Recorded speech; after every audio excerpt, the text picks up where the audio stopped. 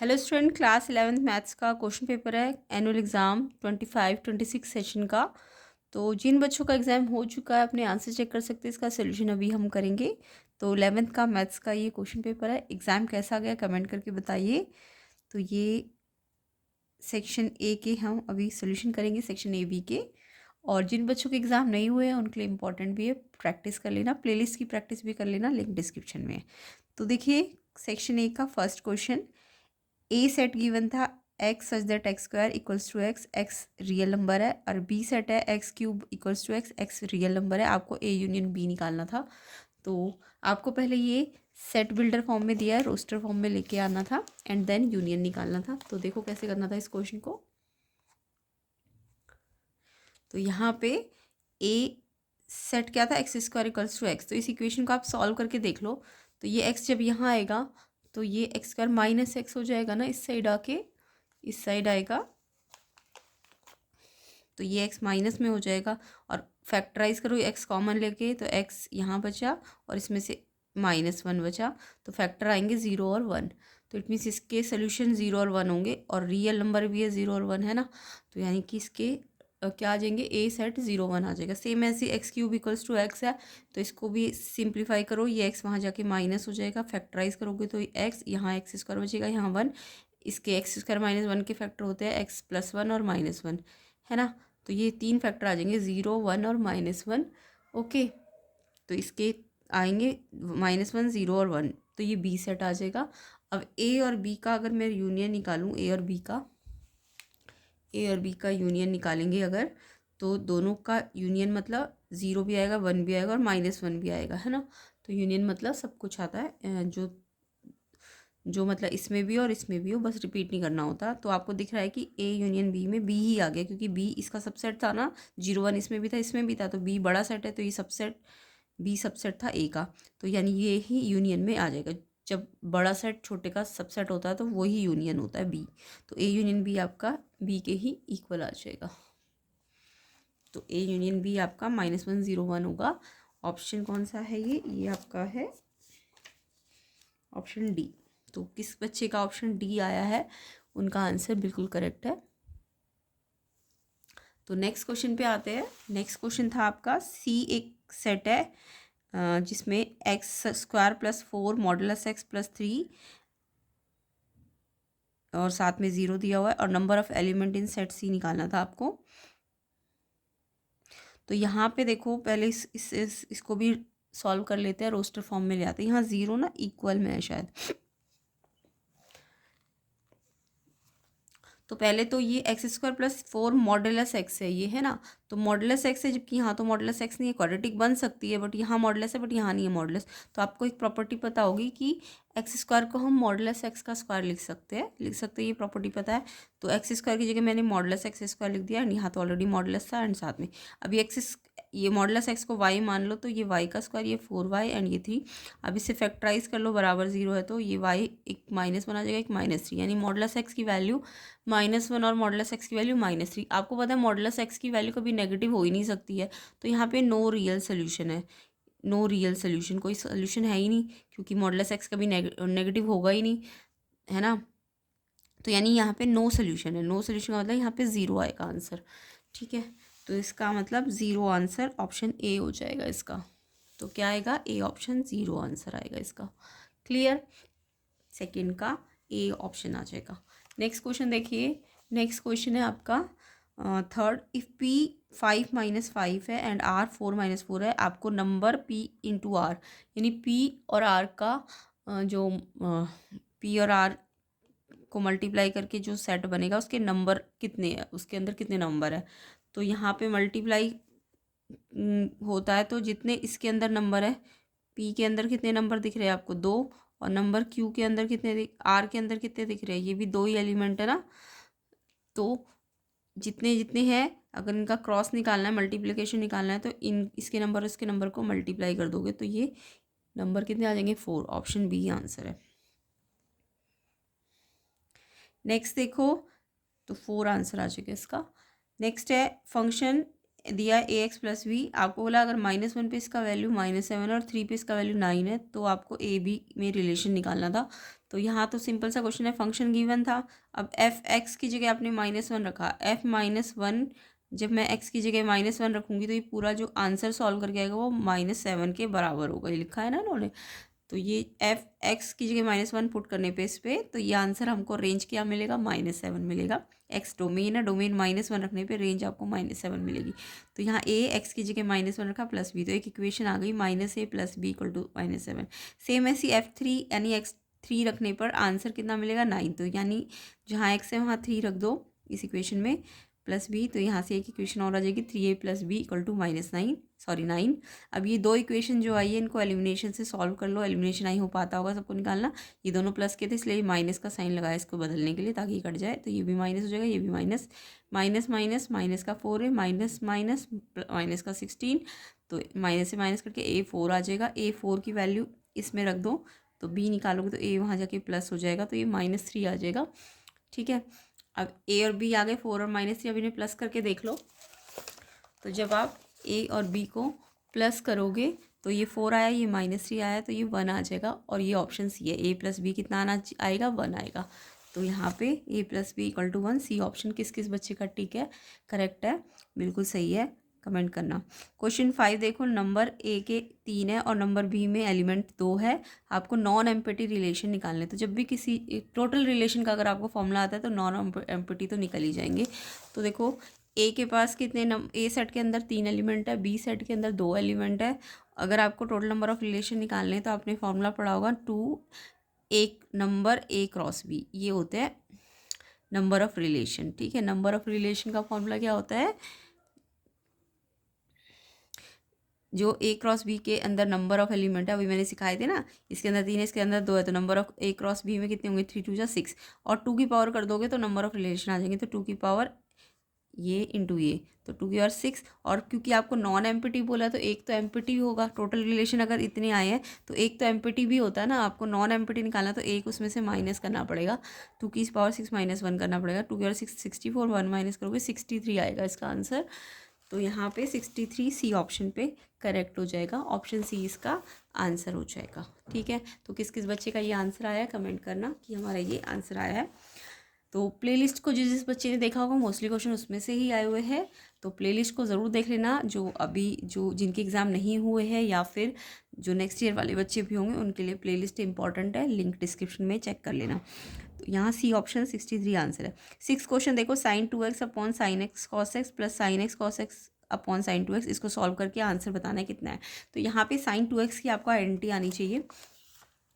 तो देखो sin 2x की आइडेंटिटी होती है 2 sin x cos x, तो यहाँ पे इसकी आइडेंटिटी खोलोगे तो 2 sin x cos x, नीचे भी sin x cos x है, मल्टीप्लाई में है तो ये कट सकता है ना, ये भी मल्टीप्लाई में, ये भी तो काट सकते हो। ऐसे इसमें sin x cos x को तो ऐसे ही रहने दो, sin 2x की आइडेंटिटी होती है 2 sin x cos x, इसमें भी ऊपर नीचे कट जाएंगे क्योंकि मल्टीप्लाई में, प्लस में नहीं कट सकते बट ऊपर नीचे मल्टीप्लाई में कट जाते हैं। अब यहाँ पे सिर्फ 2 बचा क्योंकि ये तो कट के 1 आ गया, 2 आया, और यहाँ 1 ऊपर बचा तो 2 नीचे आया, तो 1/2, एंड 2 and 1/2 का एलसीएम लेके सॉल्व करोगे तो 5/2, 2.5 आंसर है, ऑप्शन डी। तो ऑप्शन डी किस बच्चे का आंसर है, कमेंट करना सारे बच्चे के कितने कितने सही है। तो 2.5 डी ऑप्शन इसका करेक्ट है। नेक्स्ट क्वेश्चन पे आते हैं। नेक्स्ट क्वेश्चन है the value of z + 3 z conjugate + 3 equivalent to. तो देखो यहाँ z + 3 बट यहाँ z कॉन्जुगेट + 3 है, तो यहाँ पे ये z + 3 का मॉडुलस का स्क्वायर होगा, z² + 3 होगा, या z - 3 का मॉडुलस होगा। तो यहाँ पे आपको दिख रहा है ये z, अगर मैं इस पूरे को z मान लूँ, और ये क्या है एक्चुअल में, ये भी तो z कॉन्जुगेट, पूरा भी z कॉन्जुगेट ही है, क्योंकि 3 का कॉन्जुगेट कर भी दूँ तो 3 ही आएगा, है कि नहीं।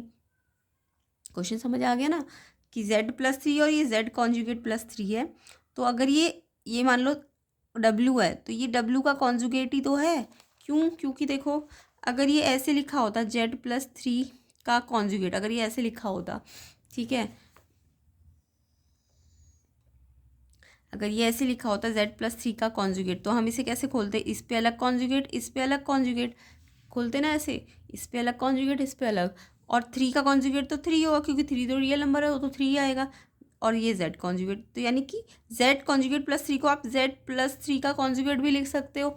तो यानी ये एक तरह से हो गया ये अगर डब्ल्यू है ये पूरा, तो ये एक्चुअल में ये पूरा कॉन्जुगेट ही तो है, तो ये डब्ल्यू कॉन्जुगेट है, और W W conjugate W modulus square के इक्वल होता है। या फिर आपको ऐसे पढ़ा होगा आपने, जेड जेड कॉन्जुगेट अगर एक साथ होते हैं तो जेड अगर ए प्लस आयोटा बी है तो Z conjugate A minus iota B होगा।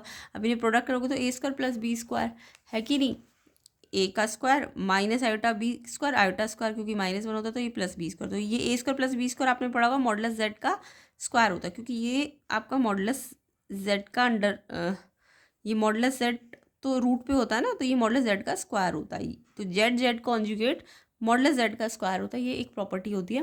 तो यहाँ पे भी यही है कि ये अगर पूरा जेड है या डब्ल्यू है मान लो, और तो ये तो डब्ल्यू का कॉन्जुगेट ही बन रहा है, वो मैंने अभी आपको बताया था, तो ये डब्ल्यू का मॉडुलस स्क्वायर होगा।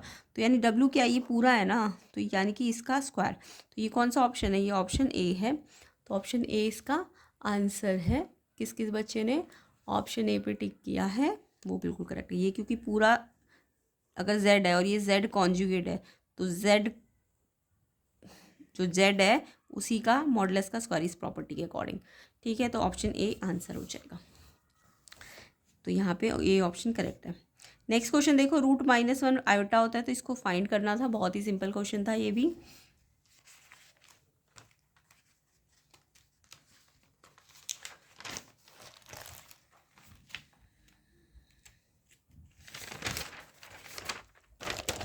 तो देखिए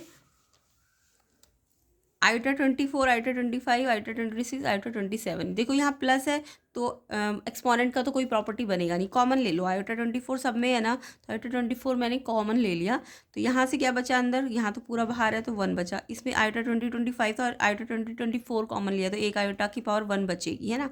यहाँ आयोटा की पावर 2 बचेगी, यहाँ आयोटा की पावर 3 बचेगी।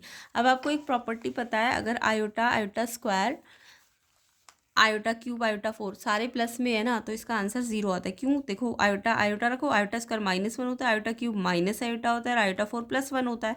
तो इसको सॉल्व करोगे तो ये कट गया इससे, ये इससे कट गया, तो ये 0, यानी ये आपका ये अगर ये सारे है तो ये 0 होता है। अब देखो यहाँ पे 1 का मतलब तो आयोटा 4 है ना, 1 का मतलब क्या है आयोटा 4, तो आयोटा भी है, आयोटा स्क्वायर भी, आयोटा क्यूब भी, आयोटा 4 भी है, तो यानी ये जो सम होगा वो 0 होगा। जब ये से मल्टीप्लाई होगा तो ये पूरा 0 आ जाएगा, और यानी इसमें रियल पार्ट 0 है, इमेजनरी शो नहीं हो रहा, तो इमेजनरी भी इसका 0 ही होगा। तो ऑप्शन सी इसका करेक्ट हो जाएगा। ठीक है, तो आंसर क्या आएगा, 0 + 0 आयोटा, ऑप्शन सी। नेक्स्ट, तो ये टिक मार्क वाले सारे सही नहीं है, जो मैं बता रही हूँ फाइनल आंसर वही है, तो सी ऑप्शन इसका करेक्ट है। नेक्स्ट क्वेश्चन देखो, मल्टीप्लेटिव इन्वर्स ऑफ 1 + आयोटा, 1 + आयोटा का मल्टीप्लेटिव इन्वर्स निकालना था। तो ये भी बहुत ही सिंपल है, अगर इसका मल्टीप्लेटिव इन्वर्स निकालना है तो इसको रेसिप्रोकल कर दो, यानी इसके नीचे 1 है तो ये 1/, हो जाएगा। मल्टीप्लेटिव इन्वर्स का मतलब रेसिप्रोकल होता है, ठीक है। तो आपको इसका रेसिप्रोकल करना है, तो ये 1 ऊपर आ गया, ये नीचे। अब जब ये नीचे 1 + आयोटा होता है तो रेशनलाइज करते हैं, प्लस है तो यहाँ माइनस देंगे ऊपर नीचे। अब ये आइंटी बन गई a + b a - b, a का स्क्वायर माइनस b का स्क्वायर, 1 का स्क्वायर 1 और आयोटा स्क्वायर। अब ये आयोटा स्क्वायर की वैल्यू -1 होती है, तो ये माइनस माइनस +1 हो जाएगा, है ना। अब ये 1 और 1 कितना हो गया 2, तो ये ऊपर तो नंबर तो 1/2 आ जाएगा, और ये 1 माइनस आयोटा। अब 1/2 अंदर दोनों से रियल और इमेजनरी दोनों से मल्टीप्लाई होगा, तो 1/2 1 से होगा तो 1/2 रियल पार्ट, और इमेजनरी से होगा तो आयोटा/2 इमेजनरी पार्ट आ जाएगा। बी ऑप्शन इसका आंसर हो जाएगा, 1/2 माइनस 1/2 आयोटा/2, बी ऑप्शन आंसर है। नेक्स्ट क्वेश्चन देखेंगे। नेक्स्ट क्वेश्चन है, अगर x - 6 पे मॉडुलस है और inequality less than and equal to 2 है, तो मैक्सिमम वैल्यू x की क्या होगी। तो इनइक्वालिटी का ये वाला लेस वाले साइन का आपको फॉर्मूला आना चाहिए। तो जब भी कोई इनइक्वालिटी मॉडुलस वाली -a होती है, ठीक है, ये लेस का साइन है और a है, सॉरी, तो उसमें क्या होता है, ये अगर ये लेस का साइन है ना, तो ये a - a से a के बीच में होगा, यानी ये जो x होगा ना, x वो -a से a के बीच में होगा। यानी अगर ये 2 नंबर -a है तो ये लेस के साइन में ये यहाँ से यहाँ तक का आंसर देगा, और इक्वल है तो क्लोज इंटरवल भी अलग आएंगे। तो इसका फॉर्मूला ये होता है, x की वैल्यू -a से a और क्लोज इंटरवल यहाँ से यहाँ तक की। तो अगर ये ग्राफिकली बोले तो लेस में जब भी होगा तो ये a अगर है तो ये -a से a तक पूरा आंसर देगा, ठीक है। तो ऐसे ये अगर ये पूरा मॉडुलस x है, ये इसको मॉडुलस x मान लो, तो ये जैसे इसमें मॉडुलस x के अंदर x था तो मैंने x को इस रेंज में दिया, तो इसमें मॉडुलस के अंदर क्या x -6 है, तो इसके लिए रेंज क्या हो जाएगी, ये 2 है ना, तो ये -2 से 2 पे हो जाएगा। अब आपको इनइक्वालिटी सॉल्व करनी आती है। अगर ये -6 हटाना है तो आपको +6 इधर भी और इधर भी देना पड़ेगा, ठीक है। तो इधर सॉल्व करोगे तो 4 आएगा, इधर सॉल्व करोगे तो 8। तो मैक्सिमम पूछा है तो 8 आया, तो ऑप्शन सी आंसर है। अगर मिनिमम पूछते तो 4 आता, मैक्सिमम पूछा है इसलिए 8 आएगा। 8 वाला मैक्सिमम है ना इधर वाला, तो ये सी ऑप्शन आंसर आ जाएगा। तो ऑप्शन सी 8 आंसर है इसका, 8 है इसका आंसर, ठीक है। नेक्स्ट क्वेश्चन देखो, 20C18/20C2 + 20C17/20C3, सी मतलब कॉम्बिनेशन है। तो यहाँ पे कॉम्बिनेशन की एक फॉर्मूला आना चाहिए। देखो ये 20 है और ये 18 है और ये 2 है, तो आपने एक फॉर्मूला पढ़ा हुआ है NCR NCn-R, क्योंकि 18 और 2 को प्लस करोगे तो 20 ही आएगा ना। तो एक फॉर्मूला होता है NCR है अगर, तो वो NCn-R के बराबर होता है। NCR NCn-R के बराबर होता है। तो ये देखो ये 20C 18 है, तो अगर मैं इसको इस फॉर्मूले में चेंज करूँ तो 20 तो ऊपर ही रहेगा ऐसे ही, बट R की जगह N-R आएगा, तो N-R 20 - 18 2, यानी 20C 18 20C 2 के ही बराबर है ना। तो जब ऐसा हो कि मतलब ये दोनों का टोटल 20 के बराबर आ रहा हो, यानी कि ये इसका और इसका टोटल अगर आप देखो तो वो n के ही बराबर आ रहा हो, तो ये प्रॉपर्टी होती है कि ये दोनों बराबर होता है, ठीक है। तो ये दोनों में 18 और 2 20 ही आ रहा है ना, 20 के ही बराबर आ रहा है, तो ये इक्वल है, तो ये कट के 1 आ जाएगा, ठीक है। ये दोनों इक्वल माने जाएंगे तो 1 हो जाएगा। सेम ऐसे ये 17 और 3 20 आ रहा है ना, और ये भी 20 ही है ऊपर, तो यानी ये भी इक्वल है, तो ये भी कट के 1 आ जाएगा। तो 1 और 1 2, ऑप्शन बी इसका आंसर हो जाएगा। तो प्रॉपर्टी बेस्ड क्वेश्चन था, इसमें आपको इतना लंबा खोलने की इसको क्वेश्चन को ज़रूरत नहीं थी, कॉम्बिनेशन का फॉर्मूला खोलने की ज़रूरत नहीं थी। तो यहाँ पे 2 आंसर है। नेक्स्ट क्वेश्चन देखो, next question, if the focus of parabola 0 - 3 डायरेक्ट्रिस y = 3, तो इक्वेशन, तो जब भी डायरेक्ट्रिस की इक्वेशन y = समथिंग होती है तो आपका पैराबोला x² वाला होता है, या तो ये होगा या ये होगा। अब क्योंकि ये माइनस में है तो पैराबोला ये इसका जो फोकस है वो माइनस में दिखा रहा है, इट मीन्स माइनस वाली इक्वेशन होगी। तो जब भी डायरेक्ट्रिस y = समथिंग होती है तो इक्वेशन x² वाली पैराबोला की आती है। कौन सी पैराबोला की आएगी? x²। अगर डायरेक्ट्रिक्स x = समथिंग होती तो y² वाली आती है, ठीक है। तो या तो आप डायरेक्ट्रिस से समझ जाओ कि डायरेक्ट्रिस आपको किस में दी हुई है, डायरेक्ट्रिस आपको y में दी होती है, तो इक्वेशन कौन से वाले पैराबोला की बनती है? 4ay वाले की, या तो प्लस में या माइनस में। अब ये क्योंकि माइनस में दिया होता है ना आपको फोकस 0 - 4, तो यानी इसका a आपका -4 है। तो जब ये माइनस में होगी तो माइनस वाला साइन ले लोगे। या तो डायरेक्ट्री से समझ जाओ या फोकस से भी समझ सकते हो। जब इसका फोकस वाई वर्टेक्स में दिया होता है, कहाँ दिया होता है? वाई वर्टेक्स में दिया होता है, मतलब एक्स में तो 0 होता है, वाई में दिया होता है फोकस का वैल्यू, तो ये वाला पैराबोला होता है। अब ये माइनस में है तो इसलिए माइनस वाला साइन लेंगे। तो ए की वैल्यू 3 रख दो, क्योंकि a -4 है तो a 4 आ जाएगा ना। तो a की जगह कितना है? 3 है, सॉरी -3। तो a की जगह 3 रख दोगे तो 4 3 12y, तो -12y x² - 12y, ये आपका ऑप्शन ए हो जाएगा। तो ऑप्शन ए, सिंपल सा ही क्वेश्चन था, ए ऑप्शन है इसका आंसर। सारे करेक्ट नहीं है जो क्वेश्चन पेपर में लगे हुए, जो मैं बता रही हूँ वो फाइनल आंसर है, तो ए ऑप्शन इसका आंसर है। नेक्स्ट क्वेश्चन देखो, the point -3 -4 -5 lies in which octant. तो ये तीनों में माइनस है अगर, तो कौन सा ऑक्टेंट होता है? 7th ऑक्टेंट होता है। तो ऑक्टेंट की साइन आपको आनी चाहिए। नेक्स्ट देखो, limit x tends to 1 x² - 1 x - 1।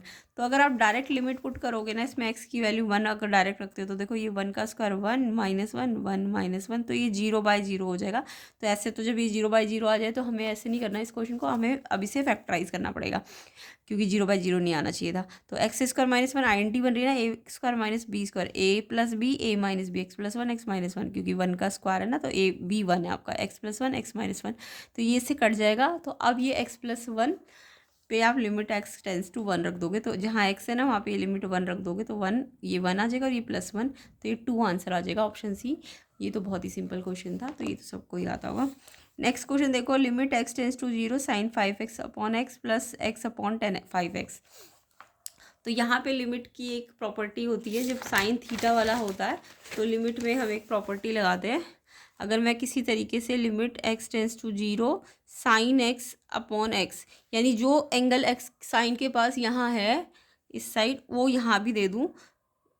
अगर यहाँ x है तो यहाँ भी x, यहाँ 2x है तो यहाँ भी 2x, और अगर यानी कि यहाँ जो थीटा है अगर वो वही थीटा सेम टू सेम नीचे हो तो, और थीटा टेंस टू 0 हो तो इसकी वैल्यू 1 होती है। सेम ऐसी tan θ/θ और थीटा टेंस टू 0 तो भी 1 होती है वैल्यू।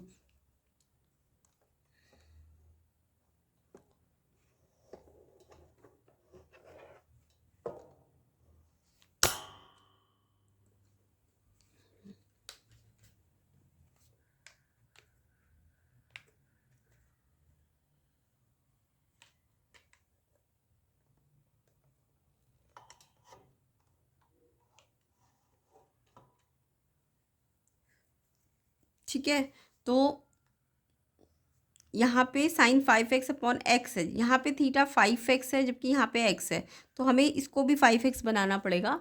तो इसको भी अगर 5x बनाना है तो आपको यहाँ पे 5 मल्टीप्लाई में देना पड़ेगा। तो जो चीज़ आपने मल्टीप्लाई में दी है तो आप एक्स्ट्रा नहीं दे सकते, तो आपको वही चीज़ डिवाइड में भी देनी पड़ती है ना, ये तो रूल पता है ना।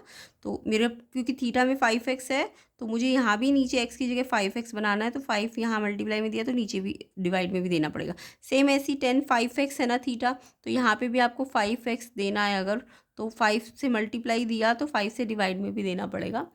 अब इससे क्या होगा, इससे होगा क्या कि साइन 5x अपॉन 5x, तो फॉर्मूला बन गया जो मैंने बताया था साइन थीटा अपॉन थीटा, और ये जो 5 आया ये डिवाइड में आया ना, तो ये रेसिप्रोकल होकर कहाँ चला जाएगा, ऊपर चला जाएगा। सेम ऐसी इसमें है, इसमें ये 5x तो आईएनटी में यूज़ होगा, और ये जो 1/5 आया इसको आप सेपरेट कर लोगे, और ये 5x वैसे तो ऊपर आया है और नीचे 10 5x है, तो अगर आप इस 5x को नीचे ले जाओ, ले जा सकते हो ना ऐसे करके इसके नीचे, या फिर आप याद कर लो अगर 10 5x अपॉन 5x 1 है तो उसका उल्टा भी, क्योंकि 1 का उल्टा तो 1 ही होगा ना, तो ये नहीं, या फिर आप इस 5x को नीचे ही ले जाओ, ठीक है। तो ये 5x जब नीचे चला गया तो ये 1 हो गया, और 1 अपॉन 1 1 ही बन जाएगा, और ये 1/5 जो एक्स्ट्रा है वो अलग से आ जाएगा। इस साइड से ये 1 हुआ ये वाला, तो 5 1 जा 5 और ये 1/5, तो ये 26 एलसीएम लोगे तो 26/5, तो ये 5.2 डिवाइड करके आएगा ऑप्शन बी। तो किस किस का 5.2 आया, बिल्कुल करेक्ट है आंसर। तो इसका आंसर 5.2 बी ऑप्शन हो जाएगा। 16 देखो, y अगर x+2 अपॉन x+1 है तो आपको इसका डेरिवेटिव निकालना है। तो जब भी आपको दिखे कि अगर ये सिंप्लीफाई नहीं हो रहा, फॉर्मूले वाइज कैंसिल वैंसिल नहीं हो रहा, तो आपको ये u मान लेना, ये v, और u/v का डेरिवेटिव का फॉर्मूला आपको आना चाहिए। तो u/v का जो डेरिवेटिव का फॉर्मूला होता है उसमें पहले u का डेरिवेटिव लेते हैं, फिर v, पहले किसका डेरिवेटिव लेंगे, u का, फिर v एज इट इज़, फिर v का डेरिवेटिव लेंगे, फिर u अपॉन में v स्क्वायर। तो जब भी आपको u/v दिखेगा, ठीक है, यानी एक फंक्शन ऊपर दो फंक्शन डिवाइड में दिखेंगे, तो ये पहले u का derivative v as it is, फिर v का derivative u as it is, फिर v स्क्वायर, यानी u ऊपर होता है v नीचे होता है। तो जब भी u/v होगा तो पहले u का डेरिवेटिव, फिर v का डेरिवेटिव, फिर u, फिर v का स्क्वायर। अब u क्या है आपका, यहाँ पे u आपका x+2 था, है ना, इस क्वेश्चन में u क्या था, x+2 था। तो पहले x+2 का डेरिवेटिव लिया, x+1 एज इट इज़, फिर x+1 का डेरिवेटिव लिया, x+2 एज इट इज़ लिया, बीच में माइनस, और फिर v क्या है, x+1 उसका स्क्वायर। अब x+2 का डेरिवेटिव करूँगी तो x का डेरिवेटिव तो 1 आएगा, x का डेरिवेटिव कितना था 1, और 2 का डेरिवेटिव 0, तो 1 इससे मल्टीप्लाई हो जाएगा x+1 से, फिर ऐसे ही x+1 का डेरिवेटिव फिर से 1 आएगा, तो 1 इससे मल्टीप्लाई हो जाएगा, तो x+2 ही आएगा, बट बाहर माइनस है तो इसके साइन चेंज हो जाएंगे, तो x से x कट गया, है ना, और +1 -2 माइनस का 1 बचेगा, और अपॉन में नीचे x+1 स्क्वायर, तो ये आंसर आएगा। ओके, क्या आएगा आंसर, -1 अपॉन x+1 का स्क्वायर। तो ये आपका ऑप्शन नंबर है डी ऑप्शन इसका आंसर है। कई बार क्या होता है अगर ऑप्शन मैच ना कर रहा हो ना, तो आपको ना ये वाला फॉर्मूला भी लगा सकते हो, यानी पहले v का डेरिवेटिव, फिर u का derivative v upon v square. अगर ये आंसर नहीं आ रहा होता तो आप ये वाला फॉर्मूला भी लगा सकते थे, उससे फिर ये आंसर प्लस में आ जाएगा, ठीक है। तो आप पहले लेकिन कोशिश करना ये वाला फॉर्मूला लगाओ, कई बार ये फॉर्मूला भी लग सकता है और ये भी लग सकता है, तो आप लेकिन पहले u का डेरिवेटिव वाला फॉर्मूला लगाया करो, तो इसके अकॉर्डिंग तो ये आंसर आ जाएगा। तो आंसर क्या है, डी ऑप्शन। नेक्स्ट क्वेश्चन देखो, the mean deviation of the data 3 4 5 6 7 8 from the mean. आपको मीन डेविएशन मीन से निकालना है, तो मीन डेविएशन फ्रॉम मीन निकालने के लिए आपको पहले मीन निकालना पड़ेगा। मीन तो सिंपल है, इन सबको प्लस करो, और जितने 1 2 3 4 5 है तो 5 से डिवाइड कर दिया, तो ये मीन आ गया 5। अब मीन डेविएशन अगर मीन से निकालना है तो पहले एक्स तो क्वेश्चन में दिए रखे थे, अब एक्स में से ना मीन को माइनस करते जाओ, और जो भी आंसर आएगा उसका मॉडुलस मतलब उसको पॉजिटिव लेना है आपको।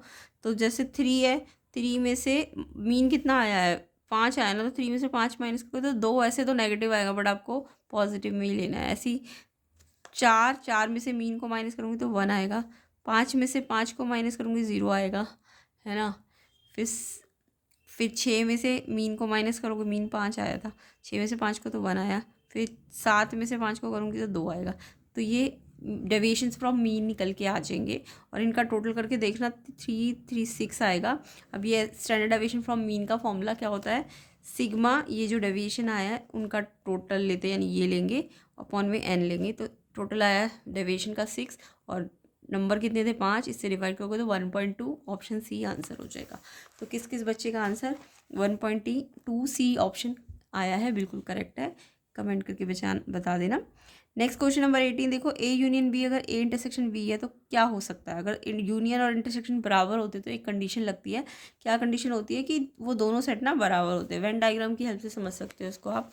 यानी कि देखो ये तो यूनियन होता है, यानी ये पूरा और ये पूरा, ये यूनियन होता है, और ये वाला पार्ट इंटरसेक्शन होता है, ये सबको पता होगा। बट यूनियन और इंटरसेक्शन बराबर का मतलब क्या है? कि ए सेट और बी सेट दोनों एक ही जगह पे कोइंसाइड कर गए। तो ए यूनियन बी भी यही है पूरा, और ए इंटरसेक्शन बी यानी कॉमन पार्ट भी दोनों का पूरा ही है। तो जब A union B A intersection B के बराबर होता है तो कौन सी कंडीशन होती है? कि ए और बी सेट दोनों बराबर होते हैं। वेन डायग्राम से समझ आ गया ना, ए और बी एक के ऊपर एक ही है, उसका यूनियन भी वही आएगा पूरा रीजन, और इंटरसेक्शन में भी पूरा रीजन आएगा। यानी कि ए और बी बराबर होंगे तभी ये यूनियन और इंटरसेक्शन क्या होते हैं? बराबर। तो ऑप्शन सी इसका आंसर है। नेक्स्ट क्वेश्चन देखो, नेक्स्ट क्वेश्चन सी है इसका answer. Next question assertion reason वाले क्वेश्चन है। एजर्शन है product of first 5 term of GP, third term 6 है तो 6 की पावर 5 आएगा। तो थर्ड टर्म 6 बोल दी, और 5 टर्म का आपको फर्स्ट 5 टर्म का प्रोडक्ट पूछा है। तो यहाँ पे वैसे तो ट्रिक भी लग जाती है, बट मैं निकाल के भी दिखा देती हूँ। ए थर्ड टर्म दी हुई है आपको जीपी की थर्ड टर्म 6 है, तो जीपी की फॉर्मूला क्या होता है टर्म का? ए आर एन माइनस 1, तो 3 माइनस 1 2 हो जाएगा। ए आर स्क्वायर आपको 6 दिया हुआ है। अब आपको 5 टर्म का टोटल प्रोडक्ट दिया हुआ है, ए1 ए2 ए3 ए4 ए5। तो ए1 ए होगा, ए2 ए आर होगा एक ये फॉर्मूले के according, A3 A R square होगा, ए4 ए आर क्यूब होगा, ए5 ए आर 4 होगा। अब आपको तो ए आर स्क्वायर मालूम है ना, तो इस ए आर स्क्वायर को तो आपने ऐसे ही रहने दिया। इस ए आर क्यूब को भी अगर आप ए आर स्क्वायर में लिखना चाहते हो तो ए आर स्क्वायर, इसमें तो आर 3 है तो एक आर इसकी सेपरेट कर दी। फिर ए आर 4 है तो आपको ए आर स्क्वायर को अलग करना है, क्योंकि आपको ए आर स्क्वायर गिवन है क्वेश्चन में, तो आप इसका आर जो स्क्वायर है वो अलग कर दोगे। अब ये आर स्क्वायर तो इस ए को मिल जाएगा, तो ये भी ए आर स्क्वायर बन जाएगा। ये वाला जो आर है ये इस ए आर को मिल जाएगा, ये भी ए आर स्क्वायर हो जाएगा। ये तो ऑलरेडी ए आर स्क्वायर है, ये भी ए आर स्क्वायर है, और ये भी ए आर स्क्वायर है। तो ऐसे कितने ए आर स्क्वायर आ गए? 1 2 3 4 5। तो यानी ए आर स्क्वायर आपको 6 दिया था ना, तो 6 कितनी बार आ जाएगा? 5 बार, तो 6 की बार 5। तो ये तो था इसको सॉल्व करने का तरीका, बट एजर्शन बिल्कुल ठीक है, यही बोल रहा है कि 6 की बार 5 आएगा। अब ये ऐसा क्यों हुआ? इसके लिए एक ट्रिक लगी हुई है कि ये रीज़न है ना, इसमें वो ट्रिक ही समझाएगी कि जीपी में प्रोडक्ट ऑफ nth टर्म अगर निकालना है बिगिनिंग से, जैसे इसमें फर्स्ट 5 बिगिनिंग से 5 का प्रोडक्ट निकालना था ना, तो वो क्या होता है? फ्रॉम द एंड, मतलब जो product of nth term from beginning होता है और nth टर्म फ्रॉम एंड होता है, वो हमेशा product of first end last term के बराबर होता है। Product of first end last term के बराबर होता है, यानी फर्स्ट 5 टर्म्स का जो प्रोडक्ट है बिगिनिंग से, वो nth term end the nth term from the end, product of first end last term, a और ए आर 4।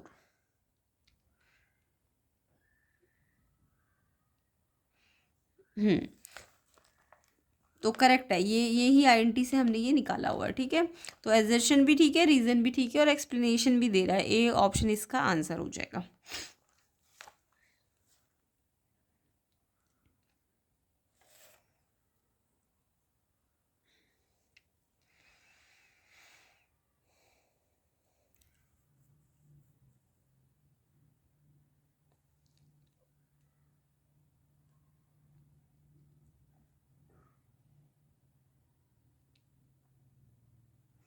यानी कि ये जो बोला है ना थर्ड टर्म, तो ये थर्ड टर्म बिगिनिंग की है और थर्ड टर्म एंड की है, ठीक है। थर्ड टर्म बिगिनिंग की है और थर्ड टर्म एंड की है,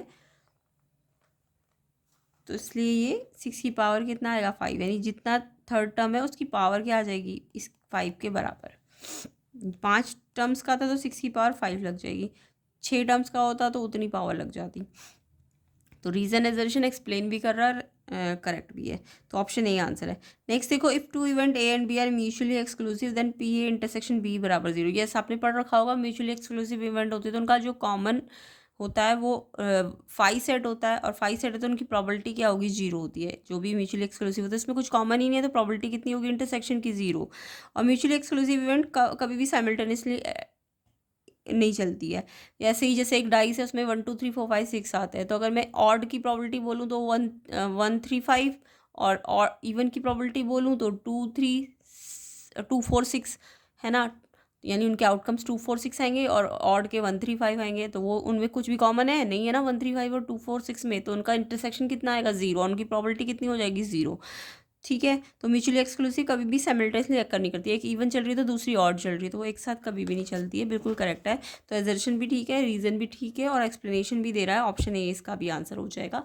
तो आई होप सबके एमसीक्यूज़ में मोस्टली क्वेश्चन सही होंगे। कमेंट करके बताना मुझे सारे बच्चे की एमसीक्यूज़ में से 20 में से कितने करेक्ट है। तो ये सारे बच्चे मुझे कमेंट करेंगे। And next section B, section C D को हम नेक्स्ट पार्ट में कवर करेंगे। तो ये सारे क्वेश्चन इसमें आए हुए थे, जिनके एग्जाम नहीं हुए वो इन क्वेश्चन को प्रैक्टिस कर लेना। और सोल्यूशन चाहते हो तो मैं इसके सोल्यूशन भी कर दूंगी। वीडियो को ज़्यादा से ज़्यादा लाइक कर दो, शेयर कर दो, ताकि मैं जल्दी लिंक के सोल्यूशन प्रोवाइड करा सकूँ। तो आपको वीडियो को लाइक करना है, शेयर करना है एंड सब्सक्राइब करना है। तो ये सेक्शन सी है इसका। एंड नेक्स्ट पार्ट बनेगा तो उसका लिंक आपको डिस्क्रिप्शन मिल जाएगा। मोस्टली क्वेश्चन आपको प्लेलिस्ट के अंदर सॉल्व मिल जाएंगे, तो आप प्लेलिस्ट को चेक जरूर कर लेना, लिंक डिस्क्रिप्शन में है।